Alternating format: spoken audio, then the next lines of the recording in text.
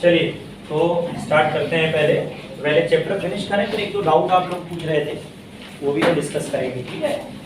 तो इसके बाद जो है हम लोगों ने एरर एनालिसिस पढ़ी हुई है। हम लोग एक बार देख लीजिए क्या क्या पढ़ा था, जल्दी से एक बार रिकैप हो जाए, है ना। जल्दी से थोड़ा एक बात है, जल्दी से हो जाए।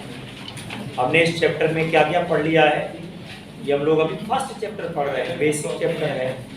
और इसमें हम लोगों ने इस चैप्टर में क्या क्या पढ़ लिया है। सबसे पहले हम लोगों ने इस चैप्टर में पढ़ा हुआ है ना, डायमेंशनल एनालिसिस। इस चैप्टर का पहला जो टॉपिक था वो हमने डायमेंशनल एनालिसिस पढ़ा हुआ है।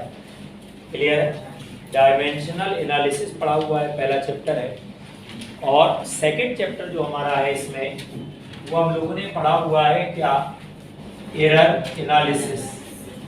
सेकंड चैप्टर जो हम लोगों ने इसमें पढ़ लिया है वो एरर एनालिसिस पढ़ लिया है।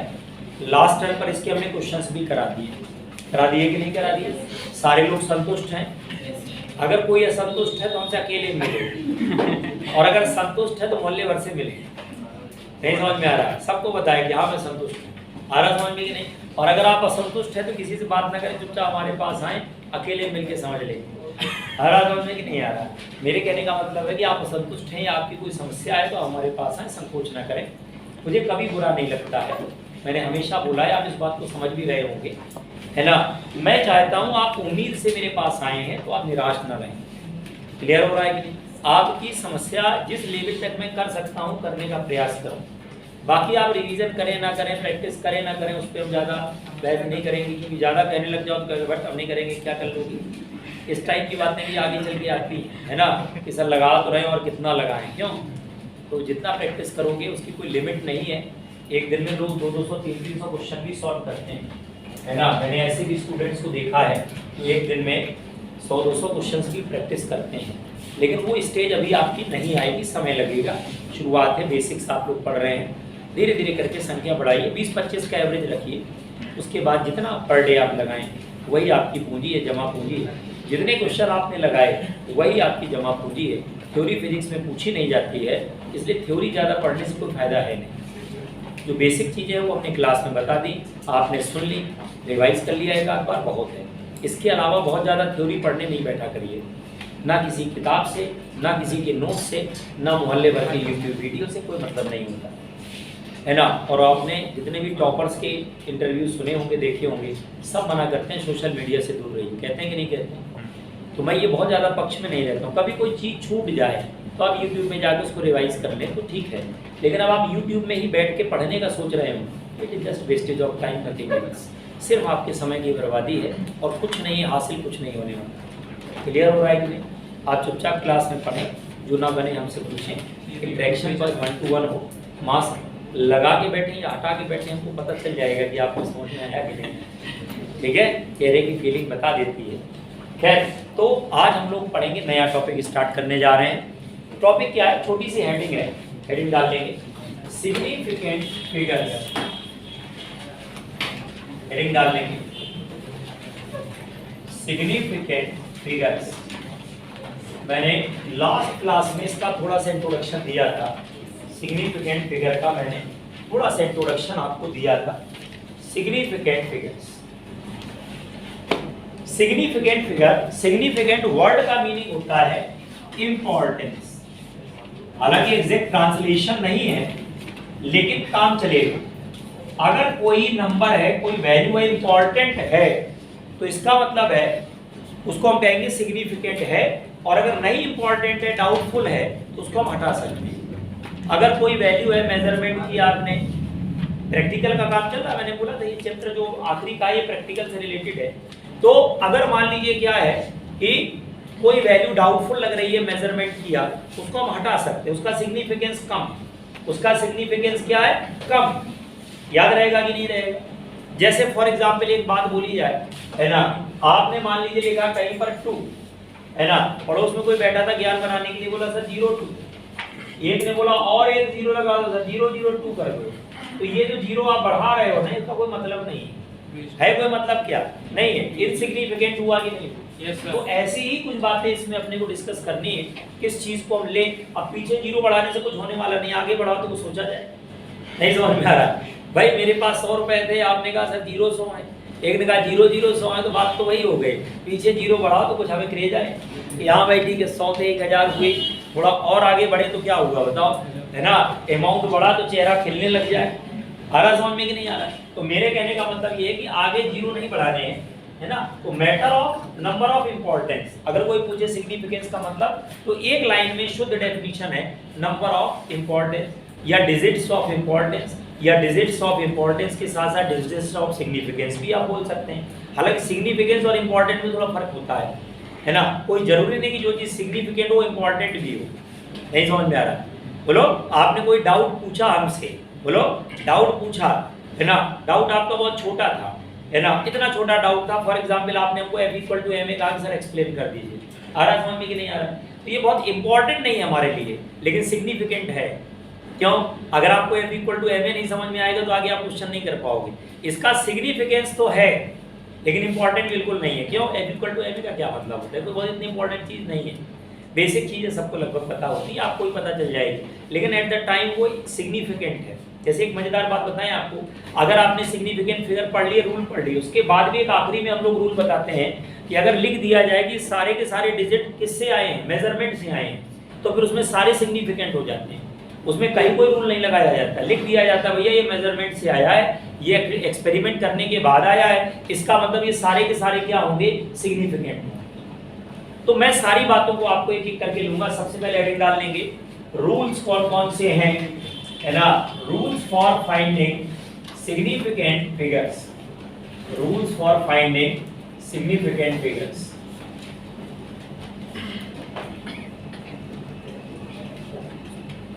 Rules for finding significant figure, significant figure को फाइंड करने के कुछ रूल होते हैं। There are some rules, significant figure को फाइंड करने के कुछ रूल होते हैं। There are some rules for finding significant figure, है ना, सिग्निफिकेंट फिगर को फाइंड करने के कुछ रूल होते हैं। There are some rules for finding significant figure. पहला रूल देखिए, पहला रूल देखेंगे, है ना, all the non-zero digits, all the non-zero digits are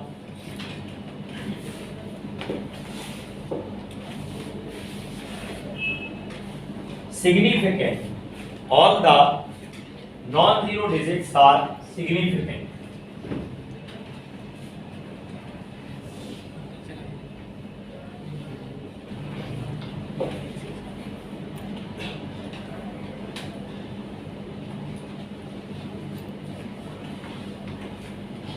All the non-zero digits are significant.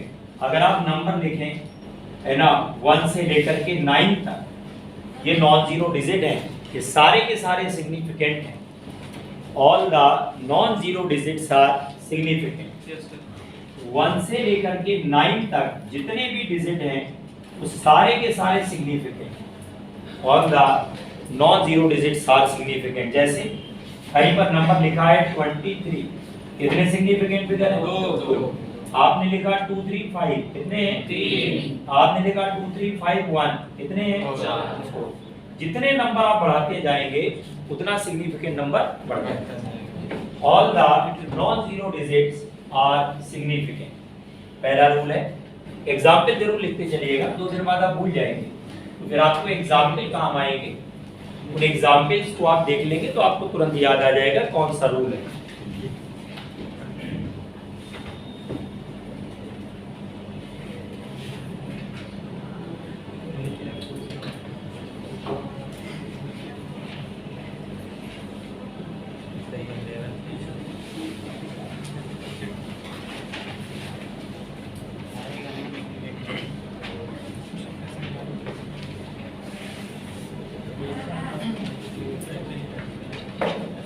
All the non-zero digits are significant. अब आइए दूसरा, zero के लिए क्या रूल होता है? जीरो के लिए कौन कौन से रूल होते हैं? अगर कोई नंबर बिना डेसिमल का है, किसका है?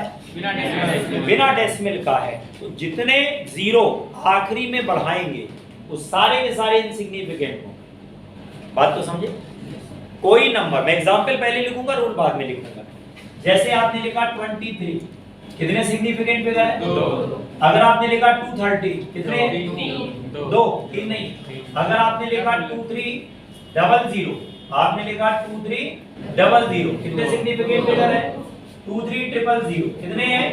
तो जितने आपने जीरो पीछे बढ़ाए उनका कोई सिग्निफिकेंस नहीं होता है।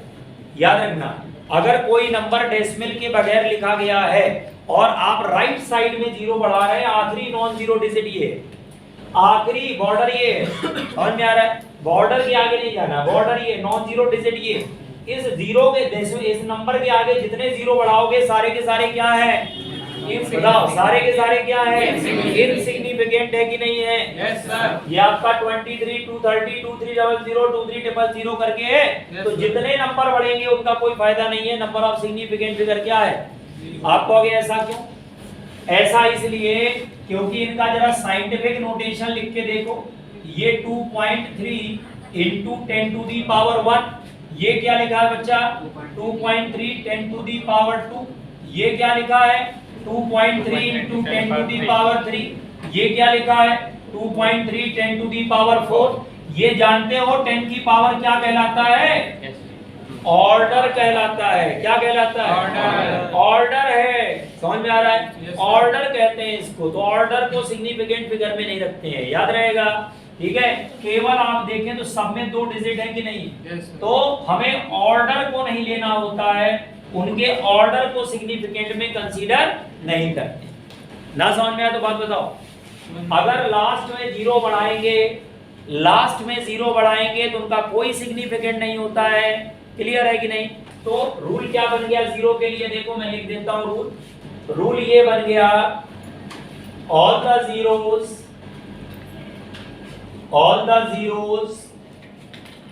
To the right of, all the zeros to the right of last non-zero digit,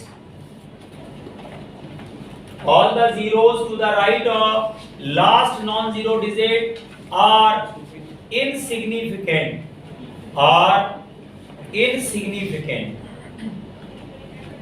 Yes, sir. लिख, जितने जीरो लास्ट में बढ़ाएंगे सारे के सारे इनसिग्निफिकेंट होते हैं।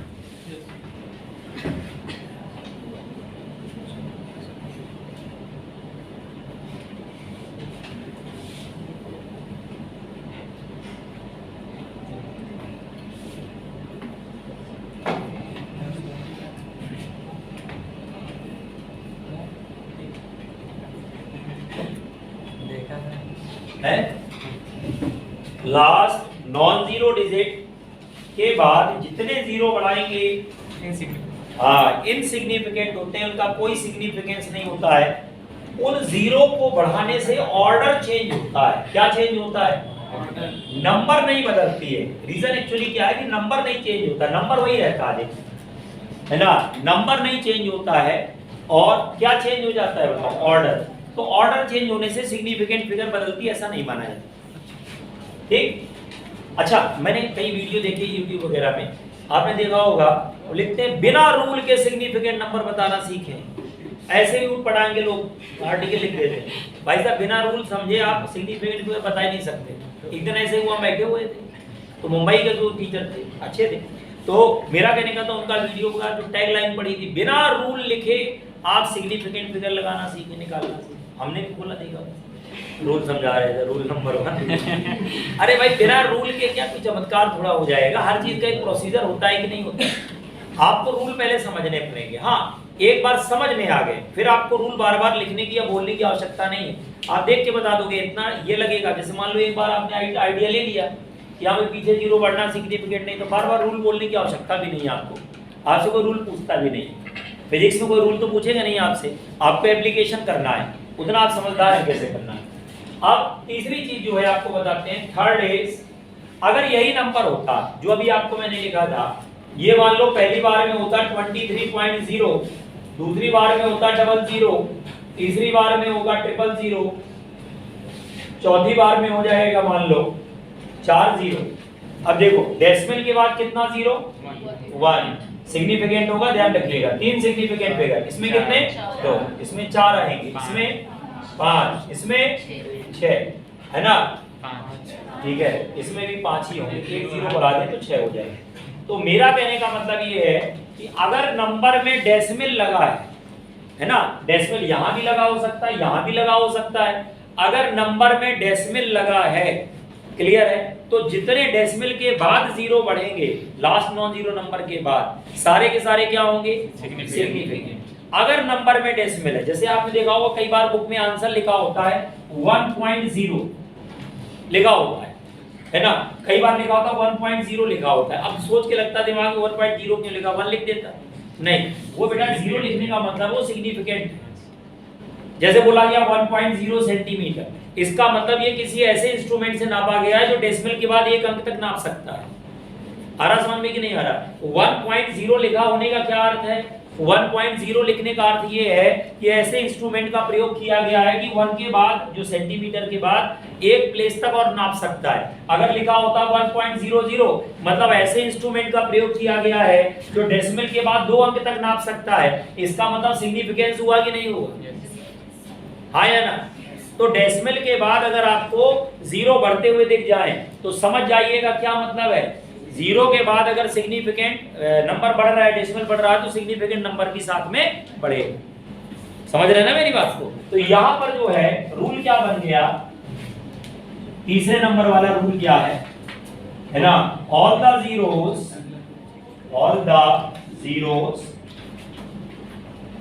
To the right of last non-zero digit with a number with decimal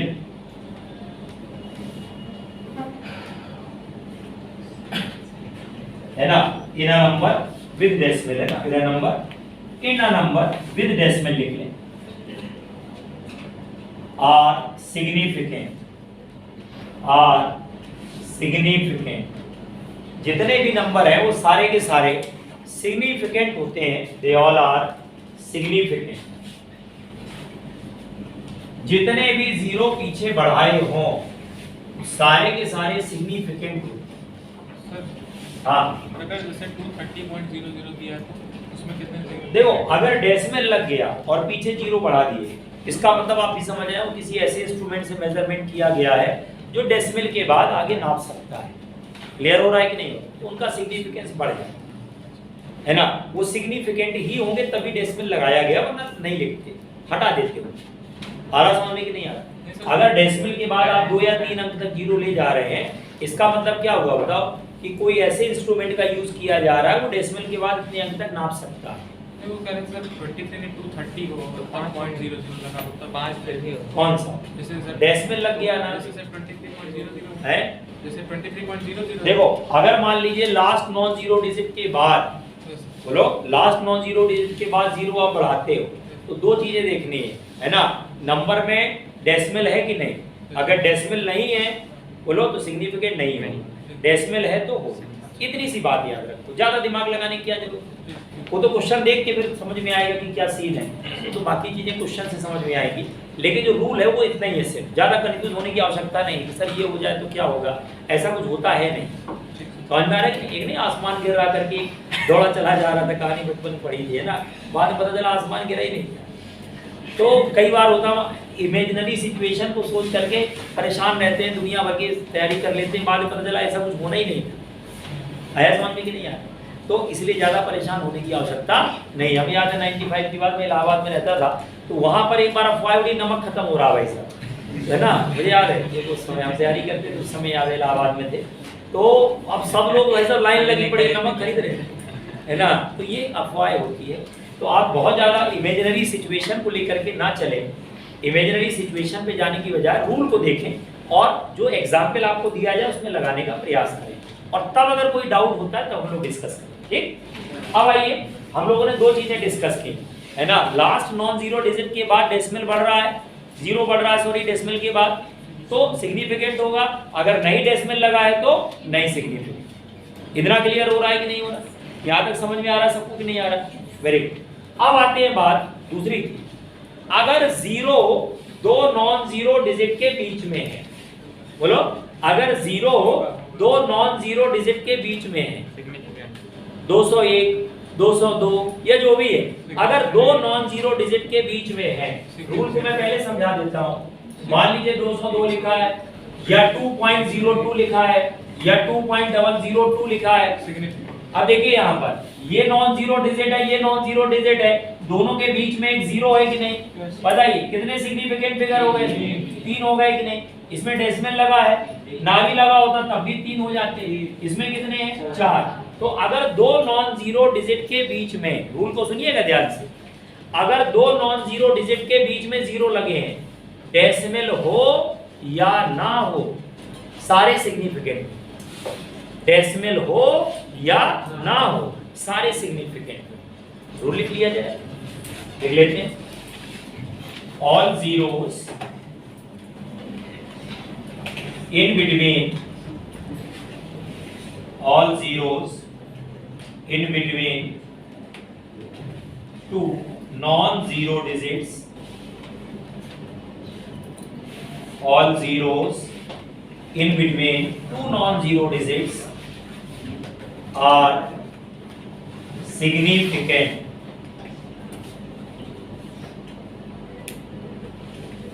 irrespective of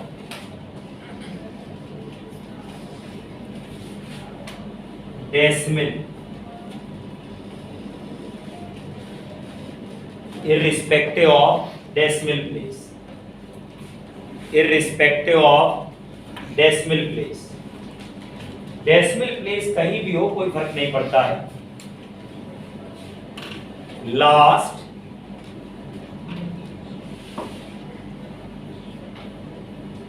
last में अगर जीरो है तो कंफ्यूजन हो सकता है, लेकिन अगर दो नॉन जीरो डिजिट के बीच में जीरो है तो कंफ्यूजन कभी नहीं करना है। डेसिमल हो अच्छा है, ना हो तो और अच्छा है। समझ में आ रहा कि नहीं आ रहा? हमारे कहने का मतलब सारे के सारे क्या होते हैं? सिग्निफिकेंट। अब बताइए इतनी देर में जितने रूल बताए क्लियर हुए कि नहीं? है ना? अब तो कभी कंफ्यूजन नहीं होगा, सारे नॉन जीरो डिजिट सिग्निफिकेंट होते हैं। अगर डिजिट में डेसिमल नहीं है, लास्ट में जीरो बढ़ रहे हैं, तो वो सारे के सारे इनसिग्निफिकेंट है। अगर डेसिमल है, लास्ट में जीरो बढ़ रहे हैं तो सिग्निफिकेंट होते हैं। अगर दो नॉन जीरो डिजिट के बीच में जीरो है तो क्या होता है? सिग्निफिकेंट लोग होते हैं। याद रहेगा कि नहीं रहेगा? अच्छा, लेफ्ट में जीरो अगर बढ़ाएंगे तो कोई फायदा नहीं। क्लियर है? वो भी रूल लिखवा देते हैं, कोई कहने ना पाए कि सर आपने रूल नहीं बताया था। वो भी आपको रूल बता देते हैं कि अगर पहले जीरो बढ़ाया था, है ना, 5वें नंबर का रूल है, all the zeros before first non-zero digit are insignificant,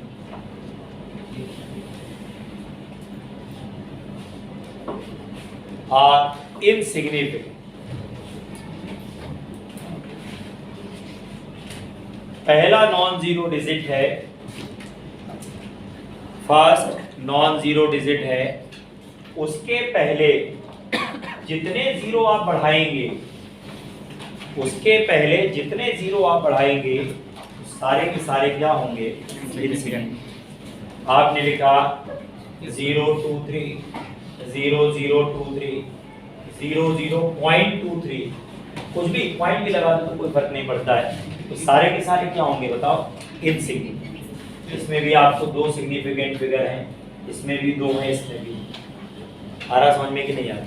तो जितने जीरो आप बढ़ाएंगे, पहले जितने जीरो बढ़ते हैं वो सारे के सारे इनसिग्निफिकेंट हो जाएंगे। क्या ये सत्य है कि नहीं?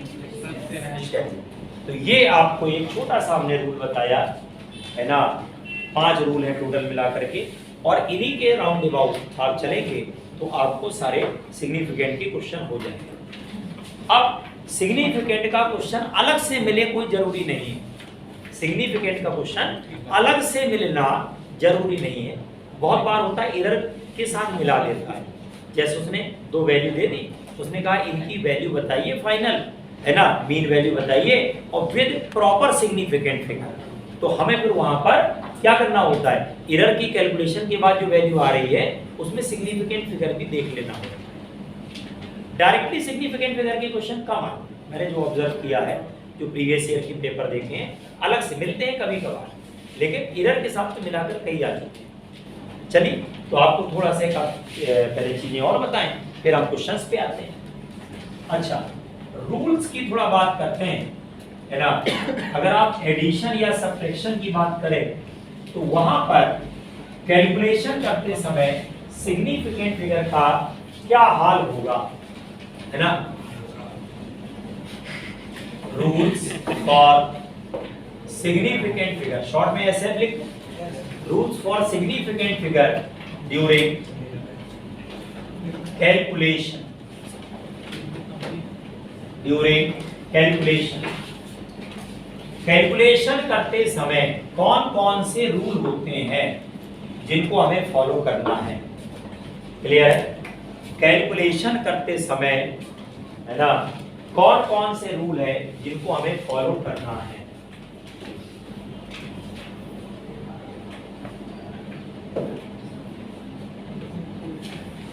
ठीक, पहला देखो, first during addition and subtraction, during addition and subtraction.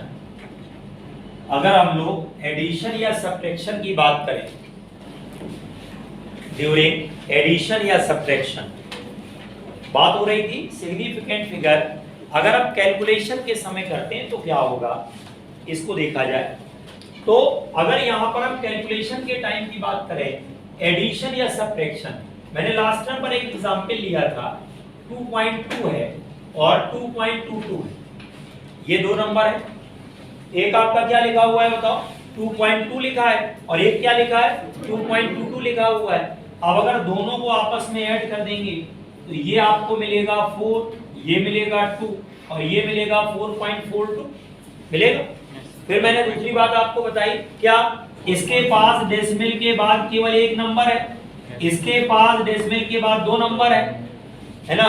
जब दोनों को तुम मिलाओगे तो ये आखिरी वाली डिजिट हमेशा डाउटफुल रहेगी कि नहीं रहेगी, तो क्यों लिखे पड़े, उसको हटाओ ना, इसको हटा दो तो आंसर क्या मिलेगा बताओ, 4.4 मिलेगा कि नहीं मिलेगा, बात खत्म हो गई। तो जब आप एडिशन या सब्ट्रैक्शन करते हैं तो जितने अंकों का इस्तेमाल करते हैं, जितने नंबर्स का इस्तेमाल करते हैं, डेसिमल के बाद जिसके पास सबसे कम अंक होते हैं उसी के अकॉर्डिंग आंसर लिखा जाता है।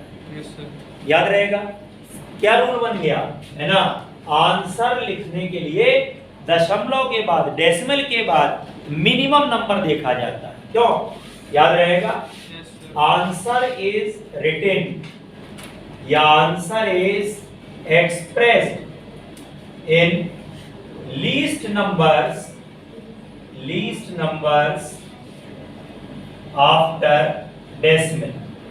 दशमलव के बाद मिनिमम नंबर जो होते हैं उनमें लिखा जाता है, याद रहेगा। Answer is expressed in least number after the decimal. Decimal के बाद, दशमलव के बाद जो मिनिमम नंबर है ना, उसमें आंसर को लिखा जाता है। Answer is expressed in least numbers after decimal.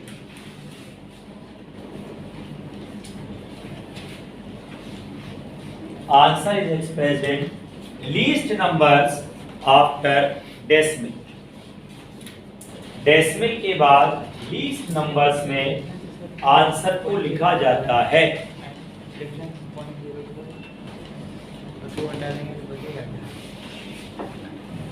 समझ में आ रहा है कि नहीं?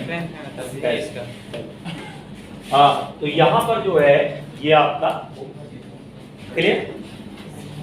तो डेसिमल के बाद मिनिमम नंबर देखना है कितने, ठीक। सर यही वाला क्वेश्चन डिफरेंस का बता दीजिए कैसे 0.02 आएगा डिफरेंस, आप उसको हटा देंगे तो 2 हटा देंगे तो बचेगा क्या उसको? जीरो लिख देंगे हम। 0 लिखिए।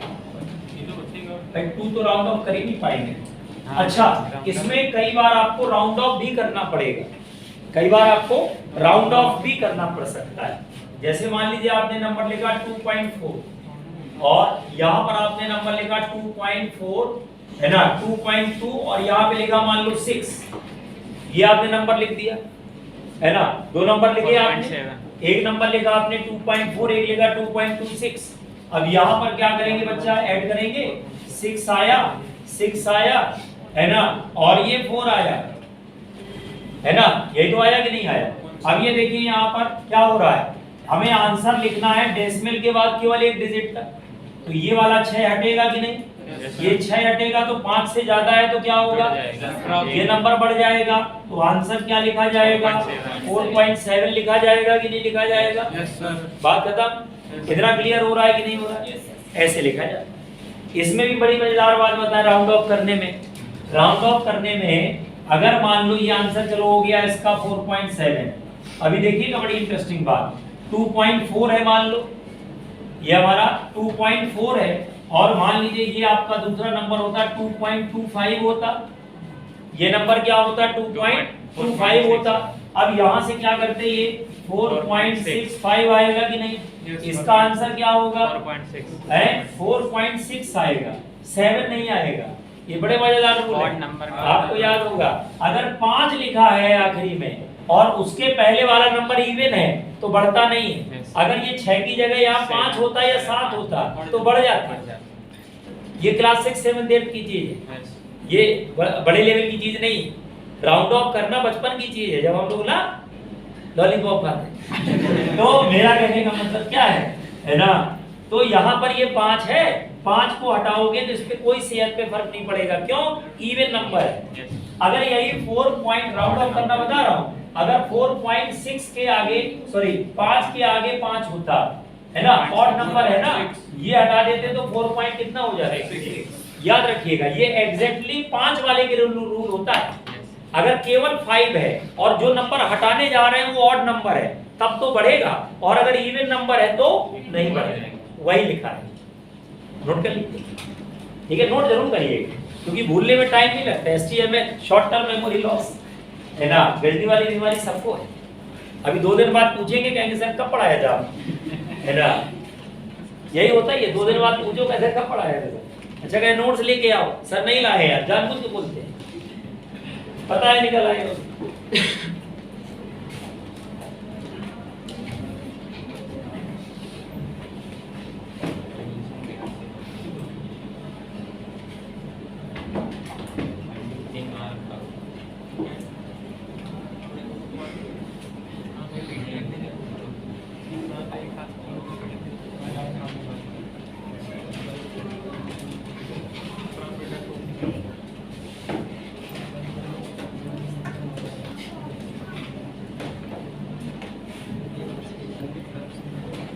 नोट कर लिया। एडिशन या सब्ट्रैक्शन, एडिशन या सब्ट्रैक्शन में ये रूल होता है कि आंसर जो लिखा जाएगा वो लास्ट में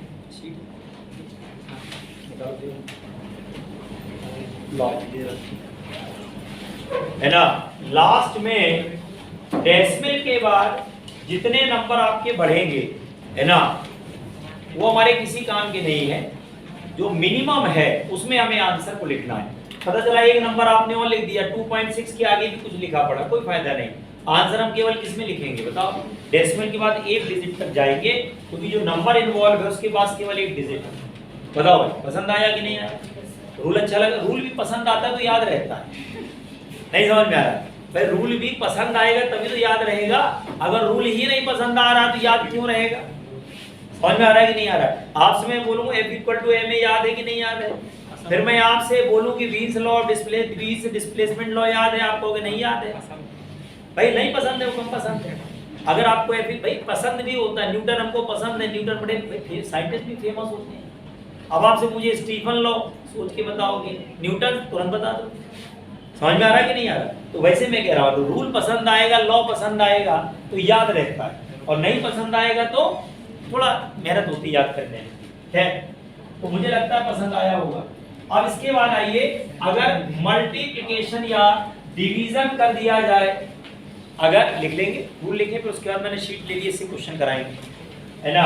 यहाँ पर सेकंड नंबर पे आइए, अगर आप मल्टीप्लिकेशन या डिवीजन करते हैं, मल्टीप्लिकेशन एंड डिवीजन अगर आप करेंगे तो क्या होता है ना, आंसर जो लिखा जाता है, आंसर को, है ना, मिनिमम, आंसर को मिनिमम सिग्निफिकेंट फिगर में लिखा जाता है, मिनिमम सिग्निफिकेंट फिगर में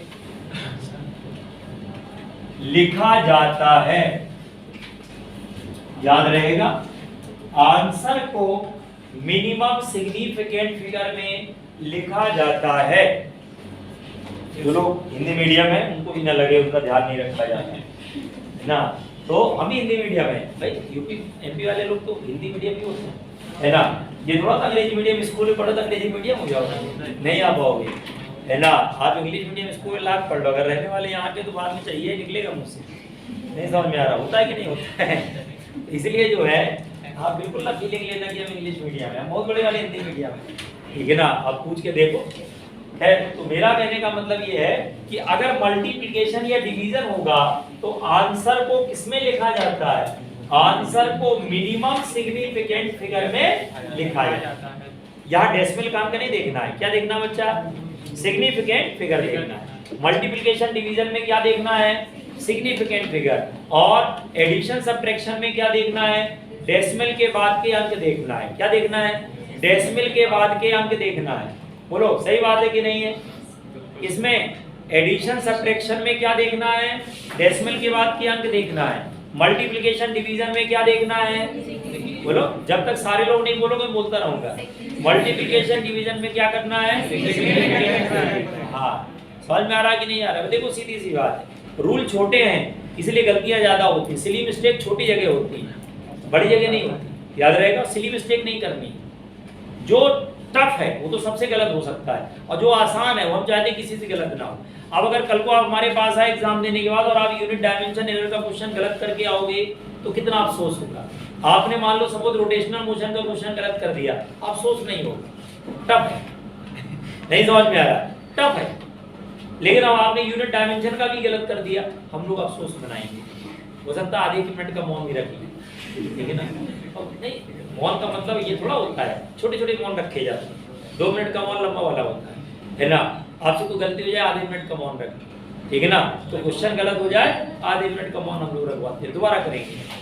खैर अब आइए अपनी बुकलेट निकाल लीजिए सारे लोग, ठीक है ना। बुकलेट में पीछे क्वेश्चंस वाला पोर्शन है वो निकालिए,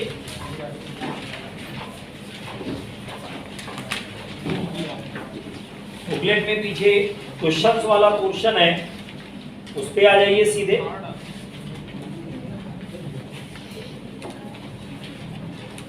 ठीक,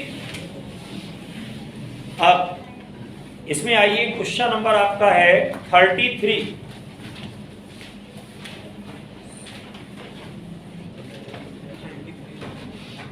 क्वेश्चन नंबर आपका दिया है 33।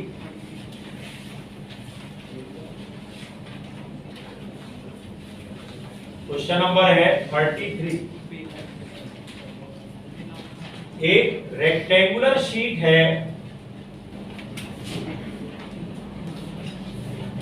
इसका लेंथ दिया है 16.2 सेंटीमीटर और इसकी ब्रेथ दे रखी है 10.1 सेंटीमीटर। एरिया पूछ रहा है, एरिया क्या होगा। ठीक, 4 ऑप्शन है, उनको मैं भी जरा बगल में लिख दे रहा हूं।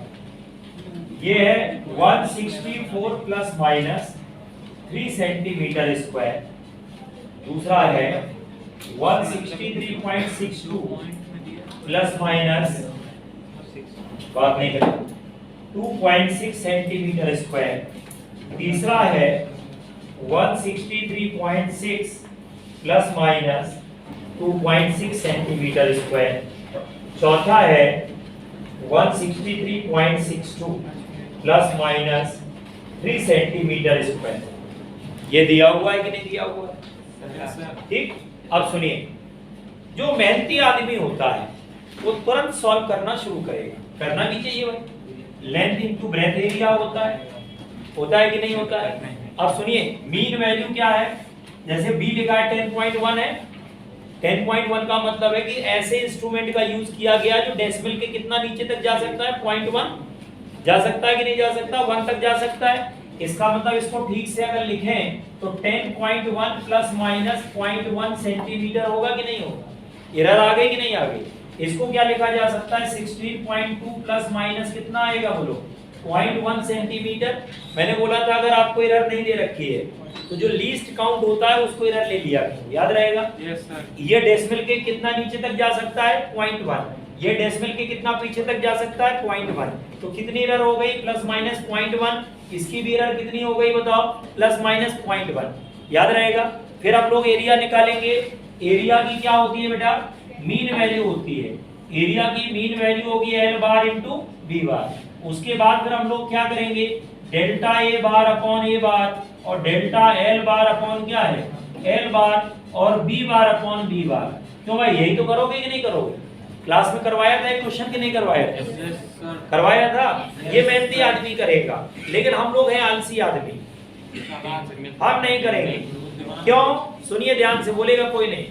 इसके पास कितने सिग्निफिकेंट फिगर हैं? 3 है। इसके पास भी कितने हैं? 3 है। तो आंसर भी 3 में ही लिखा जाएगा। अब आप देखिए, इस आंसर में 3 सिग्निफिकेंट फिगर हैं। इसमें 5, इसमें 4, इसमें 5। आंसर कौन सा सही है? कहानी खत्म।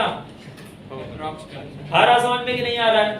कैलकुलेशन जिसको करना करता रहे, हम तो नहीं करेंगे भाई। देखो ये कितने सिग्निफिकेंट फिगर में है? 16.2।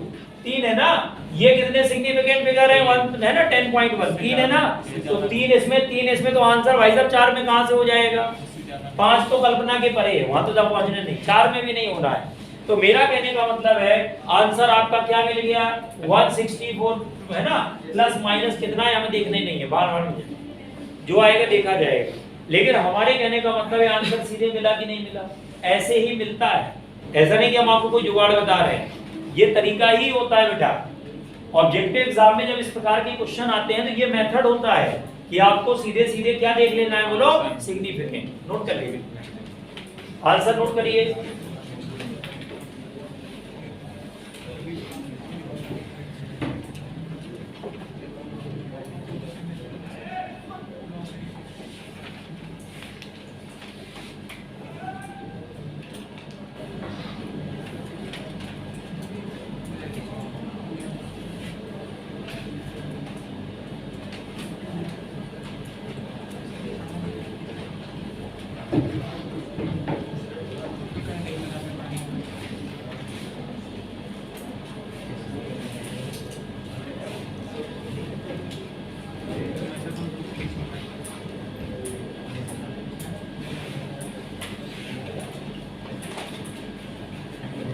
नोट किया? जो लोग नोट कर चुके हैं इसके बाद अगला क्वेश्चन देखें कौन सा वाला इसमें है सिग्निफिकेंट फिगर का, और कौन सा क्वेश्चन है? 35। क्वेश्चन नंबर है इसमें 35। Next question is 35। अच्छा, आंसर लिखने के बाद रीजन जरूर लिख लिया करो। 2 दिन बाद 3 दिन बाद देखोगे, याद रहे कि आखिर इसका रीजन क्या है। क्वेश्चन नंबर आपका है 35।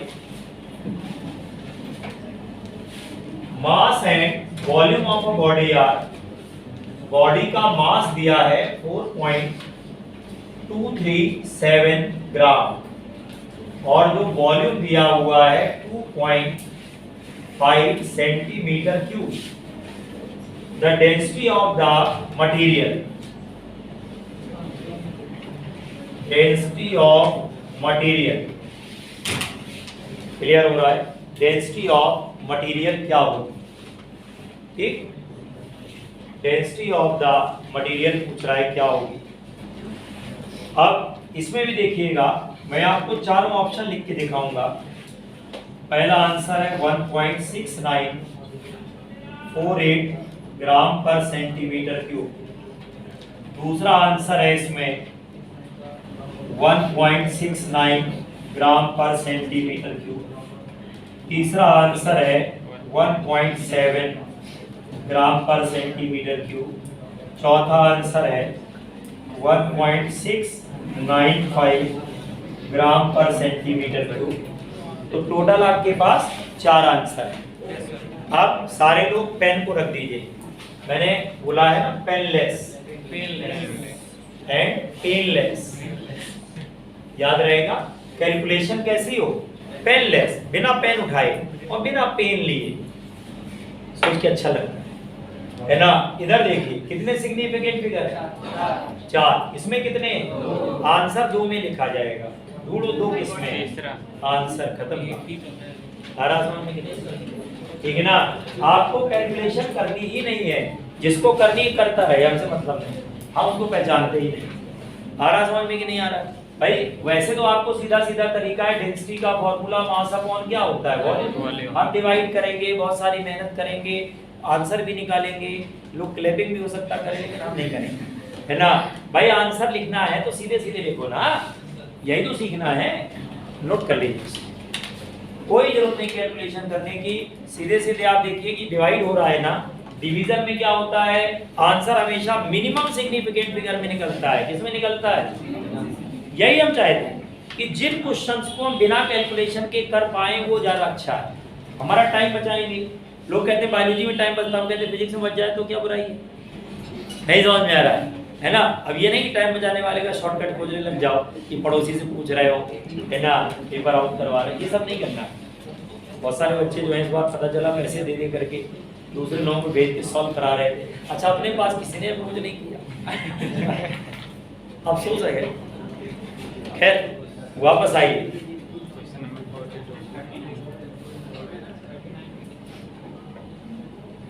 कौन सा 35 हो गया। अब जैसे क्वेश्चन नंबर आपका जो है इसमें 42 वाला देखिए, क्वेश्चन नंबर है 42, 42 नंबर वाला जो क्वेश्चन है वो आप देखिए क्या है। 42 नंबर 42, हाँ। अब देखिए क्वेश्चन क्या कह रहा है, मैं पढ़ के सुना रहा हूं। कह रहा है कि when 97.52 is divided by 2.54। देखिए मैं आपको क्वेश्चन लिख के दिखाता हूं, ठीक है। क्या क्वेश्चन कह रहा है, इसमें 2 नंबर है, 42 की बात हो रही है, 2 नंबर है 97 पॉइंट और ये है 52 डिवाइडेड बाय ये नंबर है 2.54, इसकी वैल्यू पूछ रहा है।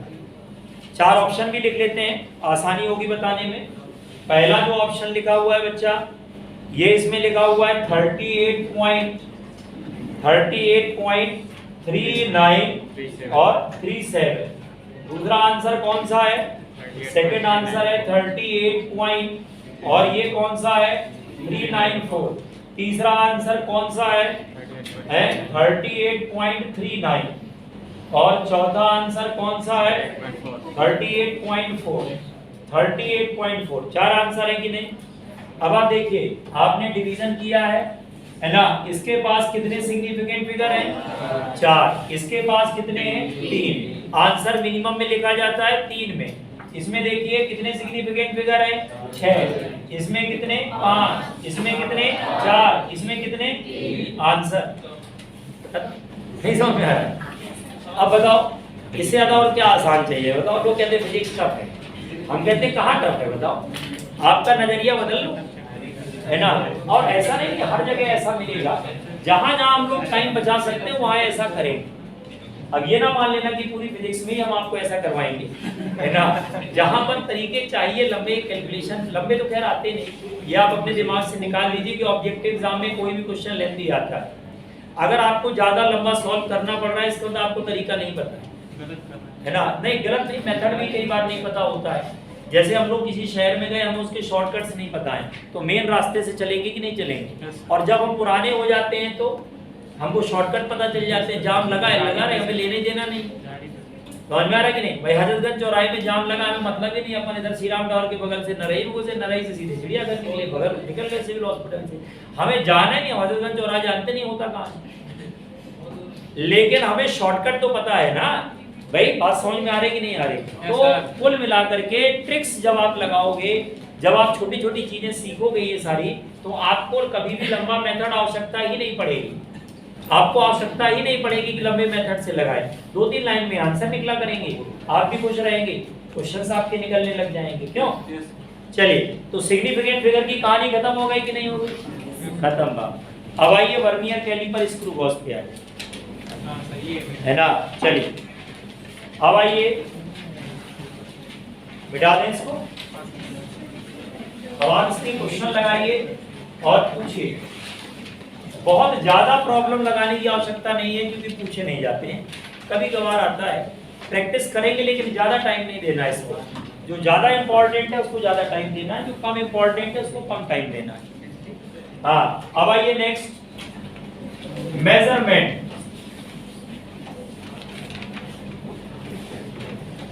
अगला टॉपिक है बच्चा मेजरमेंट।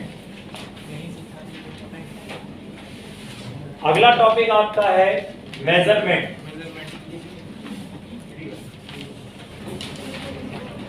मेजरमेंट में पहला इसमें आता है पैरालेक्स मेथड, दूसरा है वर्नियर कैलिपर्स, और तीसरा है स्क्रू गॉस।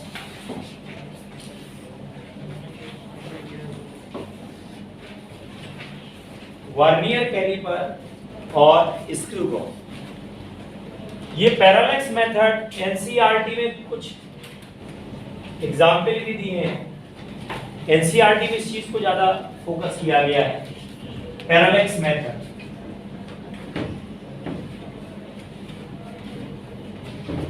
पैरालेक्स मेथड जो आपका है, ये वर्नियर कैलिपर है और ये हमारा स्क्रू गॉस। तीन हमारे पास है ना।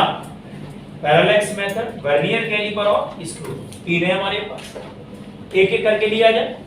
सबसे पहले आपको पैरालेक्स मेथड बताते हैं, है ना। हमारी शीट में पैरालेक्स मेथड नहीं दिया हो, शीट में पैरालेक्स मेथड नहीं दिया, इसलिए नहीं दिया है क्योंकि उसके क्वेश्चन प्रीवियस ईयर में आए नहीं, लेकिन एनसीईआरटी में दिया है तो करा दे रहे हैं। क्योंकि मान लो क्वेश्चन पूछ लिया गया, उसमें हम लोग फिर एक्सक्यूज नहीं दे पाएंगे ना कि नहीं भाई अभी तक नहीं आया तो आगे भी नहीं आएगा। आ रहा समझ में कि नहीं आ रहा भाई। कई बार क्या होता है, हम लोगों को पहले लगता है पहले क्वेश्चन नहीं आता रहा तो आ ही नहीं सकता, ऐसा नहीं। अगर एनसीईआरटी में कोई चीज दी है ना, तो ये मान के चलिए आगे पीछे करके पूछ सकता है कभी भी। क्लियर हो रहा है कि नहीं? मैं नाम नहीं लूंगा, कानपुर में बड़ी फेमस कोचिंग है, वहां पे पढ़ाता था। तो वहां जो बुकलेट उन लोगों ने बनवाई थी, उसमें यूनिट एंड डायमेंशन चैप्टर में उन्होंने वर्नियर कैलिपर स्क्रू को दिया ही नहीं, बुकलेट में ही नहीं। मैंने पूछा भाई क्यों नहीं है, उन्होंने कहा आज तक सर क्वेश्चन आए नहीं इस पे, है ना। तो उन्होंने उसको हटा ही दिया था। बाद में जिस साल उन्होंने ये बात मेरी हो रही थी उसी साल आ गया। भाई हमारे कहने का मतलब है कि अगर एनसीईआरटी में कोई चीज मेंशन की है तो कम से कम उतना तो पढ़ लें। हम एक्स्ट्रा पढ़े ना पढ़े वो अलग बात हो गई, वो हम फिल्टर कर सकते हैं। समझ में आ रहा है? एनसीईआरटी के बियॉन्ड पढ़े ना पढ़े वो हम फिल्टर कर सकते हैं, लेकिन एनसीईआरटी में अगर कोई चीज नाम लिया गया है तो उसको एक बार समझ तो लें, शायद आ गया तो। इसलिए मैं आपको पैरालेक्स मेथड बता देता हूँ। पहले तो आपको बताइए पैरालेक्स कभी सुना है कि नहीं सुना? अच्छा, क्या होता है बेटा? सर लास्ट डिस्टेंसेस कुछ नहीं, बैठ जाओ, इतना सारा नहीं सुनना है। आप पैरालेक्स देखिए, मैं आपको बताता हूँ। सामने आप देखिए, कोई भी चीज आपके सामने हो, आप देखिए, एक आंख से देखिए, फिर इस आंख को बंद करके देखिए, शिफ्ट हो जाती है, इसी को पैरालेक्स कहते हैं। बात खत्म हो, याद रहेगा। ये क्या होता है बताओ? पैरालेक्स होता है, इसी को पैरालेक्स कहा जाता है। और एक और मजेदार बात होता है, जो शिफ्टिंग होती है ना इमेज की, वो आपकी दोनों आंखों के दूरी के बराबर होती है, नाप सकते हैं। इससे ज्यादा निकला है पैसे वापस। तो मेरा कहने का मतलब क्या है कि ये जो कहलाता है, इसको क्या कहते हैं बताओ? पैरालेक्स कहा जाता है। अब इस मेथड का प्रयोग करके हम डिस्टेंसेस को कैलकुलेट कर सकते हैं और कौन सी distances which are very far away from us. नहीं समझ में आ रहा? जो बहुत दूर होती है हमारे यहाँ से उनको नापा जा सकता है, याद रहेगा। Yes sir. जैसे आपको सन की डिस्टेंस निकालनी है या सन का डायमीटर निकालना है, मून का डायमीटर निकालना है, तो आप इस मेथड का प्रयोग करके पैरालेक्स मेथड का सन की डिस्टेंस निकाल सकते हैं, सन का डायमीटर निकाल सकते हैं। तो पैरालेक्स मेथड जनरली कहाँ लगाया जाता है to find distances very far away, याद रहेगा। वेरी फार अवे ऑब्जेक्ट्स, जो बहुत दूर है वो ऑब्जेक्ट रखे हैं, उनकी या तो डिस्टेंस निकालना या उनका डायमीटर पता करना, उन सब में आप इनका इस्तेमाल करें। आप बताइए पैरालेक्स को लेकर कोई कंफ्यूजन जीवन में रहेगा? नहीं, याद रहेगा कि नहीं रहेगा। अब पैरालेक्स मेथड क्या होता है उसको मैं समझाता हूँ। ये तो पैरालेक्स हो गया। पैरालेक्स मेथड क्या होता है कि जैसे फॉर एग्जांपल आपको टास्क दिया गया कि ये सन है और सन का डायमीटर हमको निकालना है। क्या टास्क मिला अपने को कि सन का क्या निकालना है? डायमीटर निकालना है। हम लोग अर्थ में बैठे हैं, किसी ऑब्जर्वेटरी में है, किसी प्रयोगशाला में बैठे हैं। अब यहाँ से बैठे हुए हैं, अब यहाँ से हम देख रहे हैं इसको, हमने है ना सन के एक किनारे पर देखा, है ना, दूसरे किनारे पर देखा, और दोनों किनारों को मिला करके ये जो लाइन बनी इनके बीच का क्या निकाल लिया? एंगल निकाल लिया, याद रहेगा। ये हमारी डिस्टेंस क्या हो गई? r। ये डायमीटर हमारा क्या हो गया? d। एंगल क्या बना? थोड़ी देर के लिए एक काम करो, इस पॉइंट को ले लो सेंटर। अगर सेंटर लेके चाहे तो थोड़ा सा आर्क टाइप का नहीं बन जाएगा यहाँ पर? बताओ बनेगा कि नहीं बनेगा? आर्क टाइप का बनेगा। अब आप ध्यान से देखो, ये हो गया बेटा आर्क, कौन? AB। अरे ये दोनों बराबर ही तो है लगभग, AB। और ये क्या हो गया? रेडियस। नहीं हो गई? तो एंगल का फॉर्मूला हम लोगों को पढ़ाया गया है आर्क अपॉन रेडियस। क्यों भाई? आर्क अपॉन रेडियस पढ़ाया गया है। तो यहाँ पर एंगल इक्वल टू क्या लिख दोगे बताओ? आर्क लगभग बराबर किसके है? डायमीटर के, अपॉन r हुआ कि नहीं हुआ? तो डायमीटर अगर आपने यहाँ से निकाल लिया तो r थीटा हुआ कि नहीं हुआ? छात्र नोट कर लो।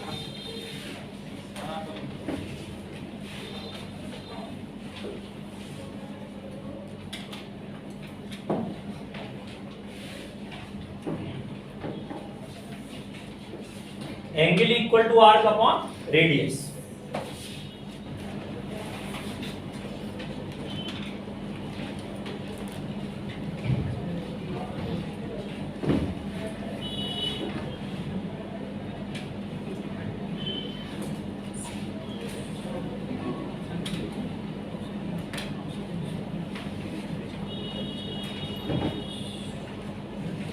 Angle equals to arc upon radius.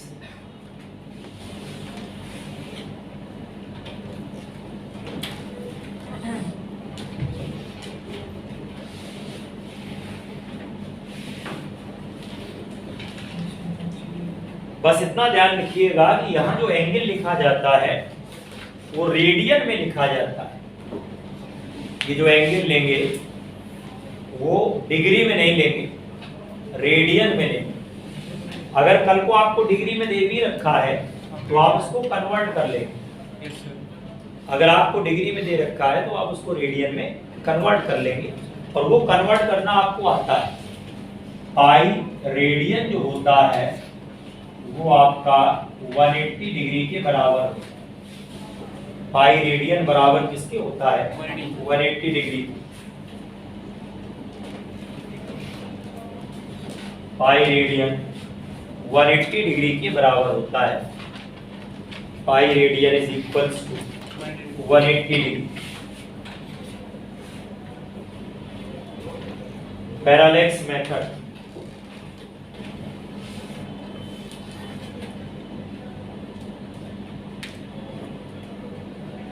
ठीक है, angle equals to arc upon. अब आपको अगर आर पता है तो आप यहां से डायमीटर निकाल लो।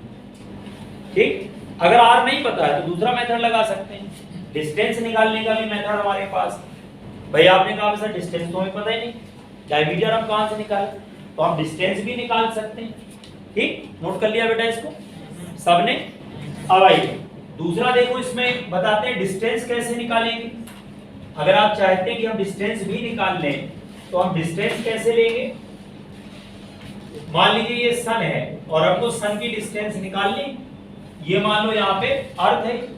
अब सन को आप दो जगह से ऑब्जर्व करिए, सन को आप अर्थ के ऊपर दो ऑब्जर्वेटरी ले लीजिए। मान लो एक ऑब्जर्वेटरी ए है और एक ऑब्जर्वेटरी क्या है, बी। ये अर्थ हो गया कि नहीं हो गया? अर्थ के ऊपर दो ऑब्जर्वेटरी आपने बना लिया और दोनों ऑब्जर्वेटरी के बीच की डिस्टेंस तो आपको पता ही होगी ना। अरे मान लो हमने कहा एक ऑब्जर्वेटरी हमारी कोलकाता में और दूसरी ऑब्जर्वेटरी हमारी जाकर के मान लो है ना जयपुर के पास है, अपना जोधपुर में, सॉरी, तो उन दोनों के बीच की डिस्टेंस तो हमें पता है ना। क्लियर है कि नहीं? तो हमारे कहने का मतलब दोनों ऑब्जर्वेटरी के बीच की कितने किलोमीटर की डिस्टेंस है अपने को पता है। और यहाँ पर ये देखो सन की जो डिस्टेंस है मान लो ये कितनी है बताओ, r है। अब यहाँ पर जो एंगल दोनों लाइनों के बीच में बन रहा है वो कितना है, थीटा है। अब अगर यहाँ पर देखें तो उल्टा कर देंगे कि नहीं कर देंगे यहाँ से, तो एंगल इक्वल्स टू आ जाएगा AB अपॉन r, तो ये आ जाएगा AB equals to D upon r, है ना। D आ गया कि नहीं आ गया? तो r कितना मिलेगा बेटा, है D अपॉन थीटा मिलेगा कि नहीं मिलेगा? यहाँ से r निकाल, कौन मना करे? अब आप कहोगे सर एंगल कैसे निकालेंगे, तो उसके लिए इंस्ट्रूमेंट होते हैं, आपको परेशान होने की आवश्यकता नहीं है। वो वहां पर एंगल आपको मेजर करके बता देंगे कि आप इतने डिग्री पे देख रहे हैं, कितने डिग्री पे आप ऑब्जर्व कर रहे हैं, वो एंगल आपको मिल जाएगा, है ना। इस एंगल को एक्चुअली बीच से बांट के निकाला जाता है हमेशा। ये देखो ये लाइन हो गई बीच वाली, इधर से ये इधर से, फिर दोनों तरफ के एंगल मिला करके टोटल एंगल आ जाएगा। नोट कर लीजिए।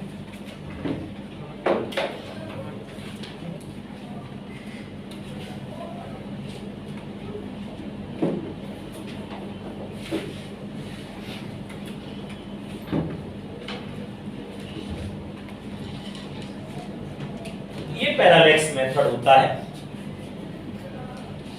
कुल मिलाकर के आप ये समझिए कि ऑब्जेक्ट की शिफ्टिंग हुई है और शिफ्टिंग का आधार लेकर के हम लोग क्या कर रहे हैं बताओ, है ना, डिस्टेंस निकाल, शिफ्टिंग हो रही है।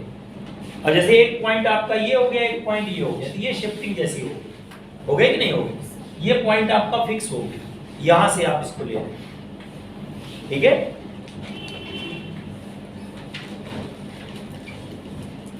ये पैरालैक्स मेथड, इसके एक दो क्वेश्चन देखिएगा, सॉल्व एग्जांपल में एनसीईआरटी में दिए हुए, क्लियर है।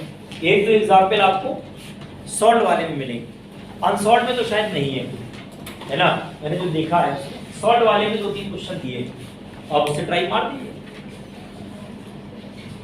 एंगल को ध्यान रखिएगा, रेडियन में होगा, डिग्री में नहीं होगा, है ना। अच्छा, मिनट में भी कई बार एंगल होता है, जब बहुत एंगल छोटा होता है तो रेडियन में भी नहीं होता और छोटा चला जाता है। क्यों? इसके लिए आपको बताया गया था 60 मिनट इसके बराबर होता है 1 डिग्री होता है, 60 मिनट किसके बराबर होता है 1 डिग्री। मिनट लिखने का बेटा तरीका होता है, एक डंडी खींच दी जाती है, ये 60 मिनट हो गया, एक डंडी खींचेंगे क्या निकल आएगा 60 मिनट आ जाएगा, एक डंडी खींचने पर 60 मिनट हो जाता है, याद रहेगा। उसके बाद क्या होगा, 60 सेकेंड, ये आपका 1 मिनट के बराबर होता है कि नहीं होता है। तो यहाँ पर 60 सेकेंड के लिए दो लाइनें होंगी और 1 मिनट आ जाएगा। ये मिनट और डिग्री का रिलेशन है। अब इसका भी देखो लॉजिक होता है, आप जो घड़ी होती है जिसमें सुई बनी होती है, आजकल तो डिजिटल वाली चलती है ना, देखा है मैंने, सब में डिजिट आ गई है ना, देखा। अच्छा तो पुरानी वाली ली, हाँ ये वाली घड़ी है। तो इसमें देखो है ना, अब आजकल कुछ दिनों बाद तो इसको म्यूजियम में सबको रखा जाएगा। तो मेरा कहने का मतलब ये है कि ये मान लो आपकी घड़ी है ना। अब इसमें क्या है कि जब आपकी घंटे वाली सुई, सॉरी मिनट वाली सुई पूरा एक राउंड ले लेगी, समझ रहे हो ना, मिनट वाली सुई जब पूरा एक राउंड ले लेगी उतनी देर में घंटे वाली सुई 1 डिग्री घूमती है। इसका ये लॉजिक होता है, नहीं समझ में आया? मिनट वाली सुई जितनी देर में पूरा एक राउंड ले लेती है उतनी देर में घंटे वाली सुई क्या करती है, एक राउंड लेती है, सॉरी 1 डिग्री लेती है। यही इसका लॉजिक होता है। तो 60 मिनट बराबर 1 डिग्री बोला जाता है। तो क्यों बोला जाता है ये? एक और मजेदार होता है, जहां कहीं भी डिग्री के शब्द का इस्तेमाल होता है, मैंने बोला था ये रिलेटिव यूनिट है। कैसी यूनिट है ये, है ना। तो रिलेटिव जहां भी डिग्री लगा होगा वो रिलेटिव यूनिट होती है, चाहे वो टेम्परेचर में आ जाए चाहे कहीं भी आ जाए। इसलिए जब भी कभी हम लोग एसआई सिस्टम में जाते हैं तो डिग्री वाली यूनिट मान्य नहीं होती है, क्योंकि वहां पर हमें रिलेटिव यूनिट नहीं लेनी होती है, वहां पर हमको एक स्टैंडर्ड यूनिट लेकर के चलना होता है, तो वहां पर डिग्री वाला खेल नहीं होता है। याद रहेगा कि नहीं रहेगा? इसलिए टेम्परेचर में भी आपने देखा होगा डिग्री सेंटीग्रेड, फ़ारेनहाइट, हम दोनों जो डेली लाइफ में यूज करते हैं, कभी मन में ख्याल आता होगा, कभी कभी, है ना, गाना नहीं है, तो कभी कभी ख्याल आता होगा कि सर डिग्री सेंटीग्रेड क्यों नहीं ले लेते हैं, क्यों? आ रहा समझ में कि नहीं आ रहा? तुम्हारे जमाने के नहीं, हमारे जमाने के, तो हमारे से पहले वाले का है। तो मेरा कहने का मतलब ये है कि कुल मिलाकर के अगर मान लिया जाए कि डिग्री सेंटीग्रेड बहुत फेमस है, डिग्री सेंटीग्रेड को हमने टेम्परेचर की यूनिट क्यों नहीं ले रखी है? हमने केल्विन को क्यों अपनाया? केल्विन एब्सोल्यूट स्केल है, एब्सोल्यूट स्केल इसलिए है क्योंकि हमने इसको किसी के रिलेटिव नहीं ले रखा है। उसकी शुरुआत कहाँ से करते हैं? जहां पर सारी की सारी गैसेस लिक्विफाई हो जाती है, उसके बाद स्टार्ट करते हैं। गैसियस अवस्था प्रेजेंट ही नहीं होती है। 0 केल्विन वो टेम्परेचर होता है जिस टेम्परेचर पर जाकर के सारी गैसेस एग्जिस्ट करना ही बंद कर देती हैं। तो वो एब्सोल्यूट शुरुआत हो गई कि नहीं हो गई? बोलो। अब जैसे मान लो रेस लगानी है सब में, तो सबको एक लाइन में खड़ा कर देंगे, तभी तो पता चलेगा कौन जीतेगा, कौन फर्स्ट आया। अब एक आदमी को पहले 4 लाइनें आगे खड़ा कर दिया और वो कह रहा मैं तो जीत गया, तो जीते रहो, कौन मना कर रहा? भाई तुम्हें लगता होगा तुम जीत गए, लेकिन हकीकत में तुम जीते नहीं हो, है ना? तो आज नहीं कल फिर पीछे हो जाओगे। आपको आज लगता होगा आप जीत गए हैं, यू विल नेवर विन। समझ में आ रहा कि नहीं आ रहा? भाई किसी के कंधे पे खड़ा होकर के आप कितने दिन नजारा ले पाओगे? समझ में आ रहा कि नहीं आ रहा? तो अपने आप को स्ट्रांग बनाइए। द मेन थिंग एजुकेशन का यही होता है, टू बिकम स्ट्रांग। याद रहेगा? तो मैंने क्या बोला बेटा, यहाँ पर आपको 60 मिनट बराबर कितना होता है? 1 डिग्री होता है। याद रहेगा? डिग्री को रेडियन में करना है, डिग्री को किस में करना है बताओ? रेडियन में। तो फाइनली आप जो क्वेश्चन करोगे तो आपका किस में आना चाहिए? बोलो, रेडियन में। तो यहाँ तक समझ में आ रहा है कि नहीं आ रहा? क्लियर है कि नहीं? बहुत। तो ये आपका पूरा हो गया कौन सा? पैरालैक्स। अब आइए इसके बाद वर्नियर कैलिपर। अगला है वर्नियर कैलिपर्स। हेडिंग डालें, वर्नियर कैलिपर्स। वर्नियर कैलिपर्स जो है, डायग्राम देखिएगा शीट में बना हुआ है। बीच में टूट गया है कि ऐसे ही रहता है? नहीं, लेंथी है, इसलिए बीच में एडजस्ट करके टूटा नहीं है। तो मेरा कहने का मतलब ये है, वर्नियर कैलिपर्स देखने में कुछ ऐसा होता है। देखो हल्का सा मैं बनाने का प्रयास करता हूँ।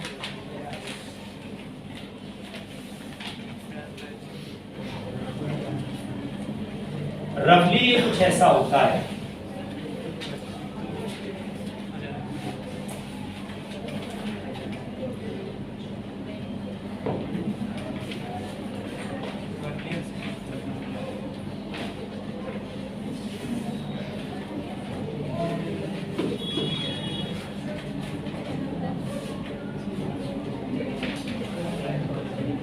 बाकी मैंने बोला है यहाँ पर ऑफिस में, हो सकता है नेक्स्ट टर्म पे आपको मिल जाए तो मैं दिखा भी दूंगा।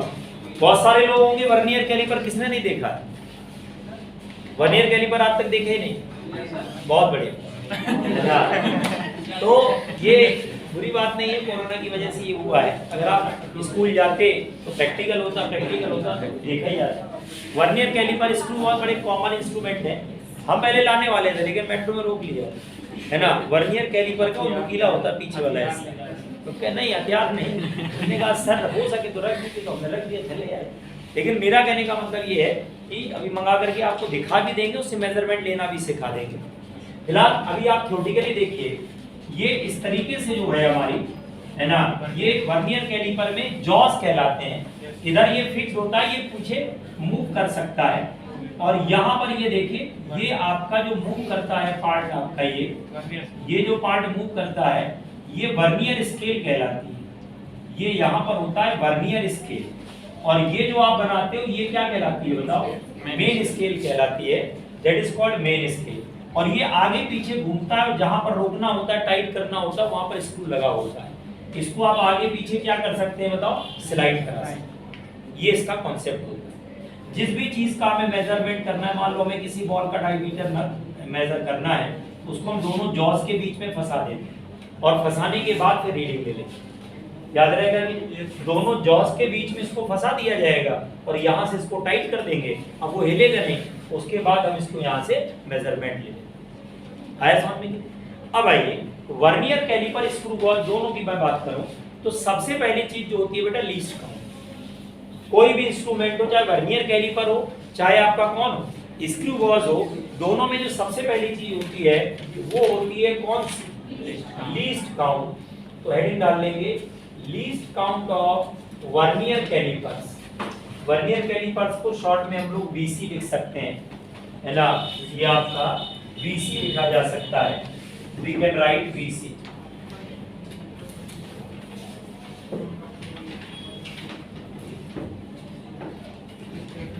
Least count of vernier calipers.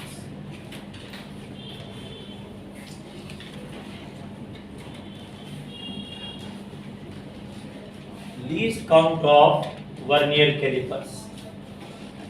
क्या फॉर्मूला होता है least count of vernier caliper?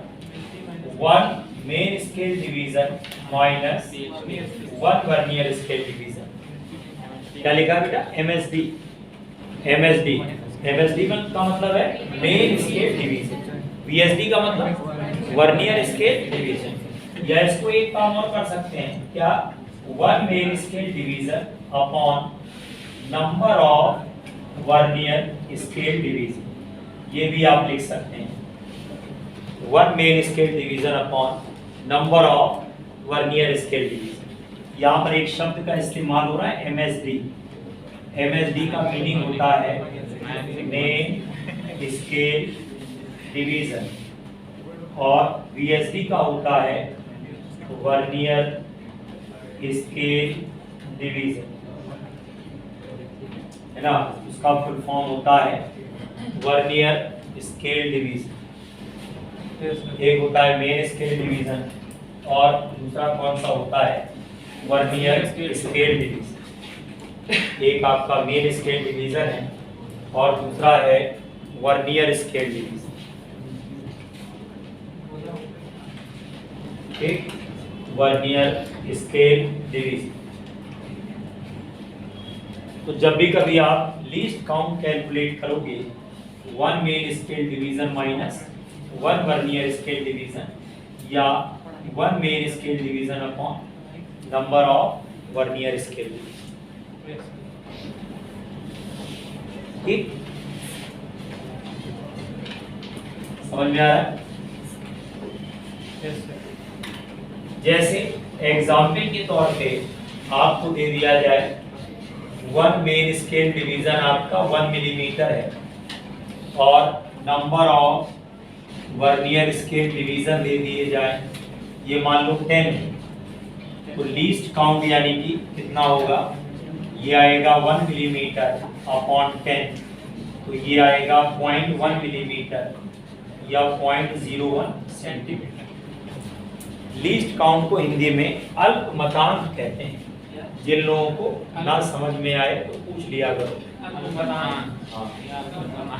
Least count, हालांकि लीस्ट काउंट जो है ज़्यादा आसान है ना, लेकिन कुछ बच्चे हिंदी मीडियम के भी होंगे। वो इंग्लिश में नहीं जानता है।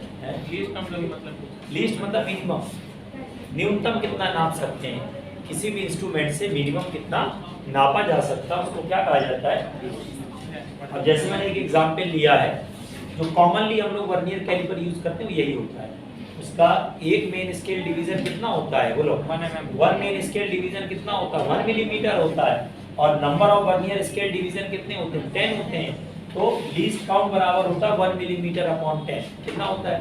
लीस्ट काउंट बराबर होता है 1 मिलीमीटर इंटू 10। याद रहेगा, लीस्ट काउंट हमारा कितना होता है? बोलो। 1 मिलीमीटर अपॉन 10 होता है। ये हमारा लीस्ट काउंट कहलाता है, that is called least count. याद रहेगा कि नहीं रहेगा? ये हमारा लीस्ट काउंट है।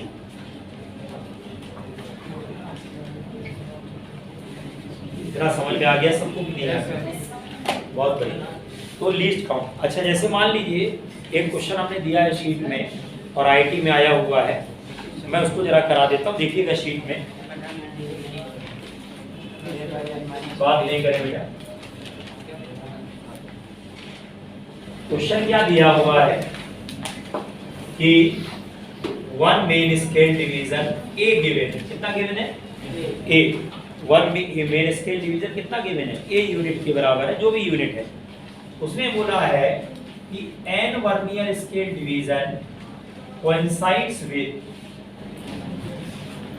n minus 1 और मेन स्केल डिवीजन। क्या दिया हुआ बोलो, ए यूनिट दे रखा है, वन मेन स्केल डिवीजन कितना दे रखा है बोलो, ए दे रखा है। ये आईआईटी में आया, आईआईटी का आया वो क्वेश्चन है, आप चेक कर सकते हैं। और number of N division, N vernier scale division किससे कोइंसाइड कर रहा है, n minus 1 main scale division से कोइंसाइड कर रहा है। पूछा गया है कि लीस्ट काउंट बताओ कितना होगा, है ना, क्या होगा लीस्ट। अब सुनिए ध्यान से, हमने दो फॉर्मूले आपको लिखवाए, दोनों से निकाल के दिखा दो। एक फॉर्मूला जो मैंने आपको लिखवाया है, सबसे पहला वाला वो लिखवाया है one main scale division minus one vernier scale division. क्यों लिखवाया कि नहीं लिखवाया? अब आप ध्यान से देखिएगा, एन वर्नियर स्केल डिवीजन है ना, ये कितने हैं ये बताओ, एन वर्नियर स्केल डिवीजन है, किसके बराबर है बताओ, n माइनस 1 और मेन स्केल डिवीजन के बराबर है कि नहीं, आया ना। तो यहाँ पर क्या मिलेगा बताओ, n उधर ले जाना, तो वन वर्नियर स्केल डिवीजन किसके बराबर मिलेगा बताओ, वन वर्नियर स्केल डिवीजन किसके बराबर मिलेगा, n minus 1 upon n into main scale division मिलेगा कि नहीं मिलेगा, बताओ सही है कि नहीं। उधर ले जाइए, मेन स्केल डिवीजन की जगह चाहे तो ये लिख देना चाहे, क्यों। अब आप ध्यान से देखिए, इस फॉर्मूले में रख दिया जाए, कौन से वाले में, लीस्ट काउंट वाले में। तो लीस्ट काउंट बराबर क्या मिलेगा, वन मेन स्केल कितना हुआ, ए हो गया कि नहीं हो गया बोलो, वन मेन स्केल कितना हो गया ए, और ये कितना आ रहा है बच्चा, ये आ रहा है n minus 1 upon n into a आ रहा है कि नहीं आ रहा है, बोलो कितना आ रहा है, बोलो ये कितना आ रहा है बताओ, ए आ रहा है, n माइनस 1 n अपॉन ए आ रहा है कि नहीं आ रहा है। अब आप यहाँ से सॉल्व कर लें इसको, ये a कॉमन ले लीजिएगा, n minus n plus 1 upon n होगा, कट गया ये, तो a अपॉन n आ गया कि नहीं आ गया, बोलो क्या निकल के आ गया, a अपॉन n, बोलो सही है कि नहीं। फिर से देख लो, कितने कोइंसाइड कर रहे हैं बताओ, कितने कोइंसाइड कर रहे हैं, n वर्नियर स्केल डिवीजन किससे कोइंसाइड कर रहे हैं, n minus 1 vernier scale division. तो यहाँ से एक वर्नियर स्केल डिवीजन कितना हुआ, n minus 1 upon n into a आ गया। अब आप इस फॉर्मूले में रख दीजिए, तो वन मेन स्केल डिवीजन कितना a है, ना देखे बोल दिया करो, चिल्लाया करो जोर से। हाँ तो a n minus 1 upon n into a हो गया, सॉल्व करिए क्या निकला बताओ, a अपॉन a क्या है, मेन स्केल डिवीजन, n क्या है, number of vernier scale division, यही तो फॉर्मूला बताया। तो सीधे भी लगा सकते हो नहीं लगा सकते भाई, आप सीधे भी लगा दो ना, one main scale division upon number of vernier scale division. आपको ऊपर देखने की जरूरत नहीं कि क्या दे रखा है, किससे मैच कर रहा है, सीधे लगा दो आंसर आ जाएगा।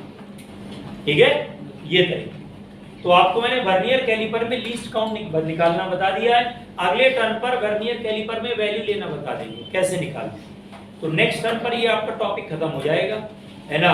और जो डाउट होंगे आपके इस टॉपिक के, आप क्लास में ही पूछ लीजिएगा। डायमेंशन के डाउट वो भी बता देंगे, एरर के डाउट वो भी बता देंगे, वर्नियर कैलिपर स्क्रू वॉल्स के वो भी बता देंगे। तो नेक्स्ट टर्न आपका पूरी तरीके से डेडिकेटेड रहेगा, इसको खत्म करना और डाउट बताना बस। उसके बाद फिर नेक्स्ट क्लास में स्टार्ट करेंगे नया टॉपिक जो भी आप कहेंगे, ठीक है।